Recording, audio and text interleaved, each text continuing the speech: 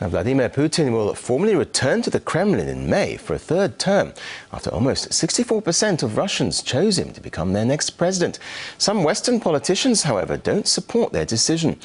Even before the first polling station opened, the UK's former Foreign Minister David Miliband had some strong words for the leader he thinks won't last out his next term in power. RT's Ivor Bennet reports. A ruthless dictator whose days are numbered. Not exactly the language of international diplomacy, but that's what Britain's former Foreign Secretary thinks of Russia's president-elect, casting his aspersions even before Russians cast their vote. While David Miliband is using these sort of expressions, dictatorship, they don't conform to reality. In a dictatorship, people are not allowed to protest. People are not allowed to walk around publicly with placards bearing the face of the leader of the country with derogatory terms written across these placards. We've seen this in Russia. We saw this last December after the parliamentary elections, and we're seeing this at the moment after Sunday's presidential elections. David Milliband's comments appeared in a British tabloid the morning of Russia's presidential poll, long before it finished. The MP accusing Putin of reversing Russia's reforms because of vested interests. The sort of claim some experts say typifies the perception here of Putin and Russia.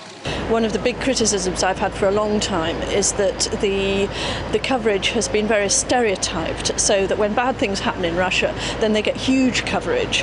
And then when, as it were, good things or progress, like genuine economic progress, that tends not to get reported. David Milliband may not be in government now, but he's widely expected to feature again should Labour return to power. Should that happen, he'll face a tough job repairing relations with Russia after such a venomous attack. Talk about getting off on the wrong foot. As Miliband asserts, the two are vital partners when it comes to foreign policy, security and economic issues. David Cameron's reaction to Putin's election's been far more measured. Until now, the Prime Ministers haven't exactly been close. Putin didn't even make it onto Cameron's extensive Christmas card list last year. But while Cameron may not have congratulated Putin on winning, he has endorsed the result. It's clear the election has delivered a decisive result. Even the NGO polling data put Putin above the 50% needed to win in the first round. The same can't be said of Britain. According to the Electoral Reform Society, 2/3 of MPs elected in 2010 lacked a clear majority, thanks to the ballot method of first past the post. Is Russia's electoral system perfect? No, it's not, but then no electoral system in the world is perfect. Let's not forget, in Britain, no British Prime Minister ever achieves anywhere near 50% of the vote. If you have a look at Margaret Thatcher's 1983 landslide election victory, Tony Blair's 1997 landslide election victory, the pair of them never got anywhere near 50% of the vote. The protest movement against Putin's return to the presidency is certainly loud, but according to official election results, it's dwarfed by those in favour.